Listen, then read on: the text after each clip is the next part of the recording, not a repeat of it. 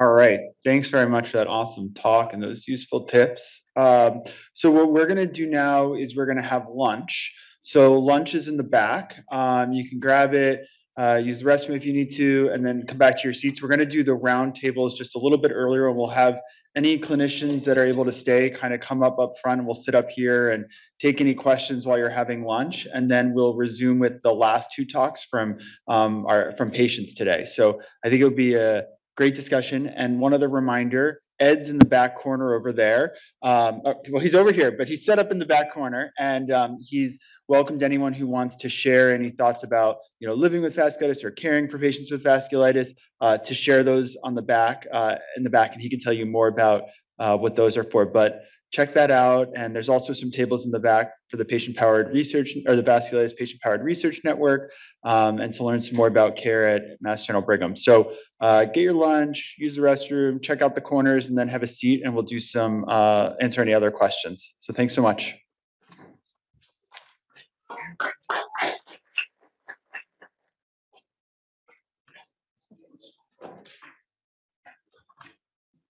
Guy who loves the kidney. If the EGFR is fluctuating, let's say it's fluctuating 8 to 10 points, sometimes on the good side, sometimes the not so good side, is there a clinical meaning that can be attributed to that? Is it significant? Is it meaningful? What can we infer from that?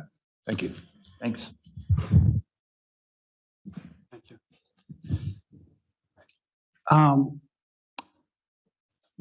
I mean, it could signify a variety of things. It really depends on what's going on, what else is going on in the individual. I mean, it's always a positive thing that it's not continually getting worse from whatever is causing the reduced kidney function. But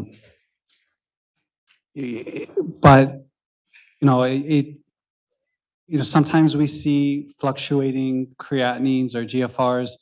If someone has, a lot of we call it microvascular disease of the kidney.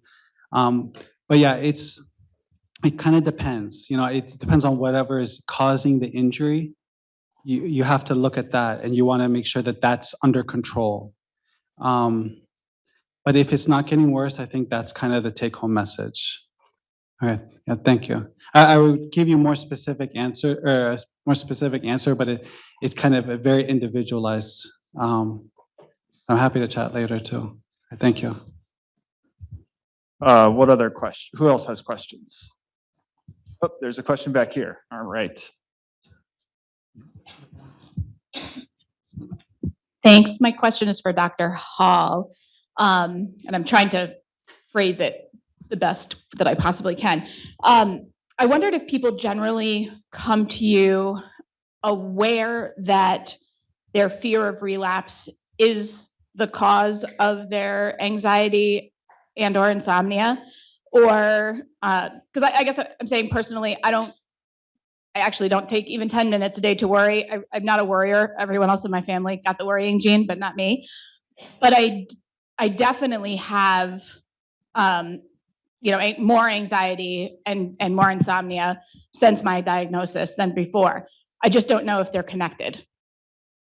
Yeah, that's an excellent question. I would say, for a lot of people, they're related, but sometimes they're not. So you could have, fear and worry without sleep problems or sleep issues without fear coming up. I also think it's possible to have, low levels of fear or some uncertainty without having fear. So I could, not know when my next flare-up is, but feel confident that I could manage it if it does come up.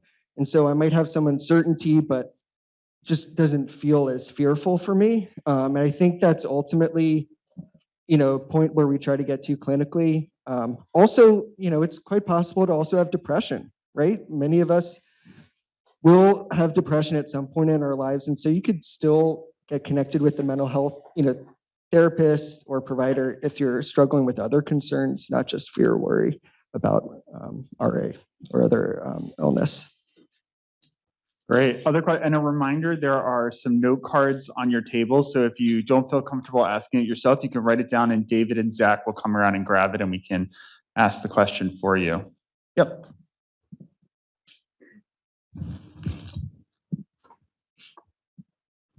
Thank you. Hello, everyone. Thank you. It's been a wonderful morning. I've really thoroughly enjoyed the presentations. I traveled from Canada for this today. Well, actually, it was a Bruce Springsteen concert Monday night, but happy day. You guys are here too. So I'm a GPA patient, third year it's since diagnosis. And I have a battery, as most of us do, I have a team, and it's a wonderful team. The nephrologist guy, right on, rheumatologist, neurologist, right? I can go down through dermatologist.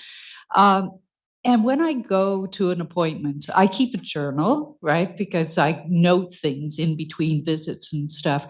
And when I go to appointments, I feel like, what do I start with? Like, what do people want to know? So from your perspective as a doctor, what's the most efficient way for a patient to give you the information? What are you wanting to know from me when I come in to see you? All right, Dr. Niles, do you want to take that one? Well, it's a great question. Mostly, we want to know, how'd you get Bruce Springsteen tickets? Because I don't have any, and we could talk. But no, I think that the main thing we're trying to figure out with each visit is, could you be relapsing, or could things be developing, or are you having toxicity from your medicines? Is there something we're too much? So we're constantly trying to balance between enough and too much, or not enough and too much. So we want just the right middle ground for that. And I have to say that newer medicines have made it easier to do that than it used to be 20 years ago. And so there's times when we can look at your medicines and know where your labs are at, and know that there's very low chance that you're relapsing. So then we're trying to figure out, what are your symptoms? Do you have symptoms? And how should they be taken care of? Are they related? Are they unrelated? Those are the things that we're looking at. So we really just want to know how you're doing and what symptoms you're having. I can add something. Yeah. So we're going to ask you what we need to know. So we really, I guess, really want to know what you have to say. Because the other information, whether you have cough or fevers, even if you don't tell us that in the first second, we will ask you that. So it's very important. Are you fatigued? Are you sleeping? Now that we're trying to change a little bit the paradigm of, okay, it's equally important what you have to report, and the more you report that, the better we can become eventually to measure those other things that haven't been our priority, and create the tools to then do interventions and see whether we can fix that, fatigue, sleeping. But the more objective, as we want to call, the rash, the joint swelling with pain, those things are going to be asked anyway. Can I comment as a patient? So it's kind of like every time you go is another chapter in the story. So you got to sit down before the appointment and figure out what the most important things are and hit those first, because otherwise you run out of time. So you know what the most important thing is. Collect yourself. If you have your care partner with you, sit down before the appointment and make sure you're prepared so that you can not miss anything that you know is important. Great, thank you. Other questions? Yes. I see you over there. I'm going to come right over to you. For any doctor that can comment, what might be the time horizon where a newly diagnosed patient might expect improvement in symptoms or improvement in condition on rituximab infusion? I'm just one day past the second dose, and I'm curious as to what time horizons might make sense for patients. I'm ANCA vasculitis. Dr. Niles? I'll be happy to address that. So at the very beginning, we have certain drugs that we can use. Prednisone, Rituxan are the two main ones. Recently adding avacopan, and plus there's the old one, cyclophosphamide or methotrexate. Rituxan works very slowly. It doesn't do much. It helps prevent the next wave of the disease, but is very slow to have much impact on the current wave of the disease. Prednisone works very quickly. It blocks the features of the current wave of disease, and hopefully turns them off. Of course, prednisone has its own side effects, which means that you're striking a balance with that. But prednisone is the one that works quickly. Rituxan works much slower. And so we're trying to bridge with prednisone until the Rituxan can work. And we're trying to get the current episodes to stop with prednisone and other drugs, while Rituxan helps prevent it down the line. All right, and then I think we have a question over here. I have GPA for 3 years now, and also anti-GBM disease. What do you think? I mean, I had the symptoms of GPA first, and then 6 months later, I developed anti-GBM disease. Did the Wagner's GPA precipitate the anti-GBM? Is it simply a severe manifestation of GPA?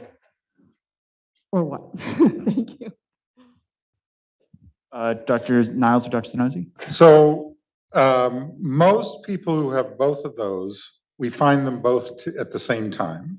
And so the question is, it's been a longstanding question, which one comes first, or do they always, why do they come together? But the fact that they occur together is not random. In other words, the number of people that have both together is way more than you'd expect statistically if they weren't related.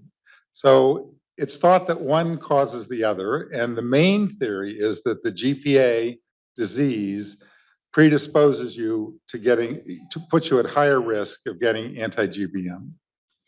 And so that's why you find them together. Great. All right, I think we have another question over here.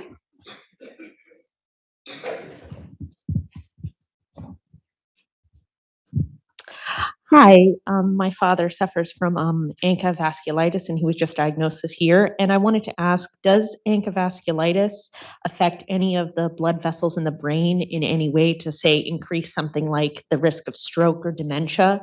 And if so, how would it affect sort of an individual's, cognitive ability if there's effects to the blood vessels in the brain or increased risk of stroke? Thank you. So, ANCA vasculitis has a predisposition to various organs, ears, nose, and throat, lungs, kidneys being the big ones. Others include, joints, muscles, eyes. It can affect almost anywhere, but one of the rarest places that it goes is the brain. And so brain is almost never involved with ANCA vasculitis. And so brain issues are usually a separate thing.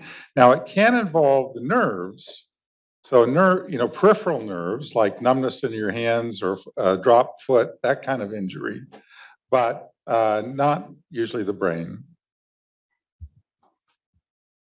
Great. Other questions? Yes, let me just go here and then over there in that corner. Hi, I have two questions. One, how long after you've had an episode of ANCA vasculitis on your kidneys does it take for your kidney to get back to whatever best condition it's going to be typically? Like and if one is on an immune suppressant drug and then, it isn't showing no signs of it, and then they get a flare up again, does it usually attack the same organ, or does it come back somewhere else, or is it just, is it random?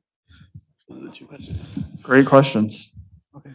Go ahead. Dr. Zanozzi. Sure. So it can take a while for the kidneys to fully heal and reach equilibrium. A while being on the order of months to a year or more. The kidneys are, they can respond quickly to treatment and you can start seeing improvement. But to kind of settle down and be completely quiet, meaning like no new injury and healing of the prior injury, that can take, like I said, months to more than a year. And that's usually like on average. Okay, so everyone kind of, it's always a spectrum. And then as far as if ANCA, the relapse, will it affect new organs that were previously uninvolved. That was your question, right? It's possible. Yeah, it is possible. There's a tendency for the same organs to be re-involved. That's the tendency, if there is a relapse. But that doesn't mean that a new organ cannot be newly involved at the time of the relapse. So we always, as the doctor, we keep our guard up, and we kind of decipher, is this a new organ involvement, or is this unrelated disease from something completely unrelated? So, yeah. Great. And we have a question over here. Okay, thank you. Just a quick question regarding Avacopan. I was on that for maybe 3 months, and I did develop a reaction to it, such as the liver function test that really skyrocketed. My question is, are there other meds, or is Avacopan, do they know why it would affect the liver, or are they making any changes so that people can take it, because it looks like that's the future or where we want to go? I don't know if you can answer that or not. Thank you. Dr. Niles, did you want to take that? So in the trial, there was a percentage of people that got Avacopan who had liver involvement. But in the group that got placebo, it was almost the identical percentage. So then the question was, how much trouble does Avacopan itself actually cause? And there are other medicines that can also cause liver inflammation, including Bactrim rarely, including atovaquone rarely, including Cytoxan rarely. So the question always is it the Avacopan or not? They're carefully watching to see if a signal emerges that says that Avacopan is an independent cause of the liver injury. And there's a few cases where it looks like it is. But then in the placebo group, there were a few cases that looked like it did too, and it was turned out to be placebo. So it's hard to know that the answer to that, but I think that Avacopan is a very new drug. There's more information emerging on that type of question, and that's why the FDA requires additional studies to look at those kind of questions. All right, and question back here. Getting my steps in today. Vascular health. Hello, I have Churg-Strauss syndrome, and my question is about dermatology. Do you have dermatologists that strictly deal with Churg-Strauss?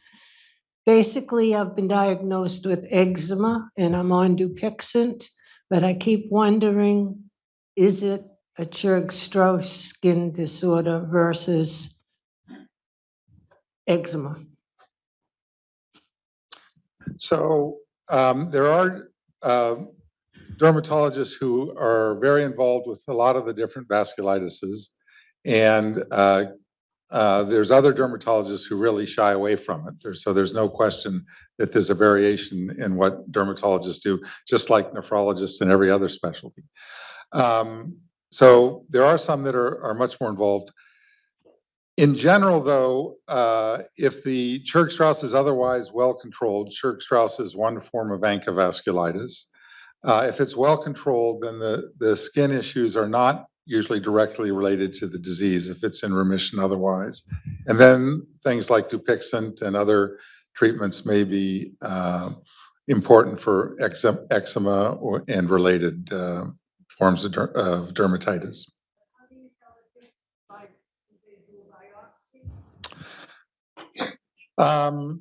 How do you tell the difference between eczema related to Churg-Strauss and eczema related to something else? Yeah. So one is we try to assess whether your vasculitis is well treated and in complete remission otherwise. And if it is, then it's less likely to be related to vasculitis. And two is there's features of it that are typical for eczema that anybody could get or not, or many people get that are completely unrelated. So there's features of the dermatitis that can help answer that question also. And there's some, many of the dermatologists that we work with are really good at figuring that out. And that's why we use them. All right, and we have a question over here. Yes, hi. My wife Jill here was diagnosed with central nervous system vasculitis back in 2007. And she had to have brain surgery because they had to do a biopsy and they weren't really sure what was going on with her. But, you know, after a while, they figured out what needed to be done and the medication was, you know, prescribed. And so I guess my question is, after all these years, it's been 16 years now, should we be concerned about the medication's effects or the recurrence of the mini strokes that she was having and the seizures and all that? She's been great up until now and still great, but there's always that worry about what's going to happen next. I can briefly, we discuss a little bit. I'll briefly say what I said and then leave space to others. Even Zach can also comment on this. So it's very difficult in autoimmunity, vasculitis, lupus, to decide when treatment should stop. We learned that in general, being on a treatment prevents relapses, and when people stop treatment, there's risk for relapse.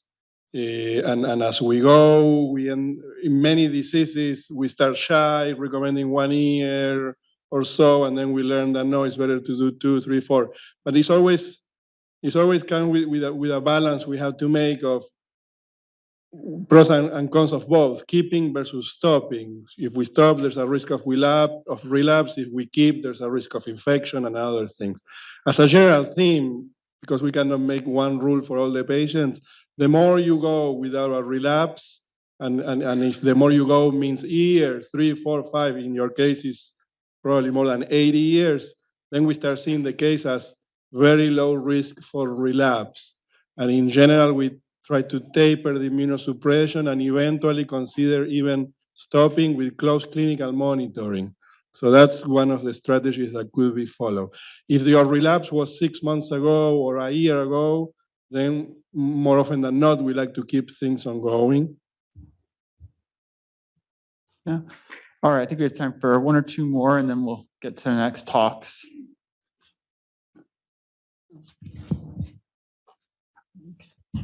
Let's see if you can help with this one. I realize you're all medical people and this might not be quite the same. I really appreciate what you've done today. The information is wonderful. I've learned a lot that I didn't know. But there's another issue here that really affected me. It took over a year for me to be diagnosed. My primary care, who I love and who is absolutely fabulous, I'd never heard of this before. And when I was diagnosed, it was by accident. I happened to have had a PET scan for an unrelated issue and was picked up in the PET scan, and that explained all the symptoms I was having of the headaches and the neck aches and the jaw aches. But it was a year later, and luckily I did not have any eye issues. But I have learned since of other people that have spoken to me that they did go blind or that they did have eye issues. Isn't there a way to educate the primary care doctors to be more aware of this so it doesn't get picked up after the damage is done? Like, this is great for the information for us. Do you ever do any of this for primary care? For them to be able to pick this up so it doesn't take a year to be diagnosed? I can take this. It seems that you have giant cell arteritis, correct? It seems that you have giant cell arteritis. Yeah. So it's the most I'm hearing you. It is the most frequent vasculitis in adults. It's in all the books. We studied this in school, but it's true. The awareness is not where we want it to be. We do teaching for peers, but obviously it doesn't reach all the providers. In the United States, I have to say, coming from Argentina, the awareness is much more, which doesn't solve your particular case.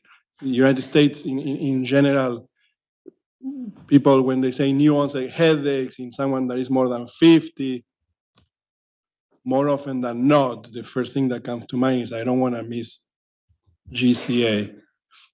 But yes, I guess what I have to say is that more work needs to be done.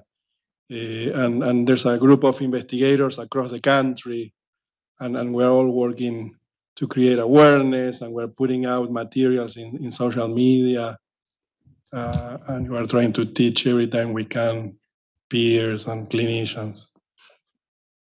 Stacy or Jen, did you guys have anything to add? I think the Vasculitis Foundation is also trying to reach out to primary care physicians through work with rare diseases as like a overarching mission to create more awareness about these different diagnoses that can be missed and cause a lot of problems.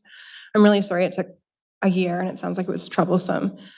And that the more you connect with the community of folks with vasculitis, that isn't unusual, unfortunately. And so you're not alone in that. And it is something that we want to change and we're working to do. And I think the VF recently was sponsoring new guidelines from the American College of Rheumatology and trying to go around and talk to primary care physicians and other conferences to raise awareness. So it's a team effort, I think. Great. Well, I think sorry. Someone else? I was just going to add 2 ways that doctors usually educate other doctors. One is through review articles. So this would be an opportunity to write a review for an expert to write a review article in a medical journal that primary carers read. So that's one way. I would love that opportunity if it ever came. And another way is through grand rounds talks. So when one doctor will speak to a specific specialty, so the other doctors can learn and be more informed. It's challenging because these are ultimately rare diseases. So we're trained to think common things are common. As far as like if someone has a complaint, someone's coughing in the primary care office, statistically, we're not jumping to rare causes like this is cancer, this is vasculitis. We're thinking maybe this is bronchitis. So it's a challenge, but but something that we're always working toward. And those would be 2 ideas that come to mind to help with this problem. Great. Well, I think thank you very much to all the panelists and to all of you for all your great questions. We have 2 more talks that we want to get to.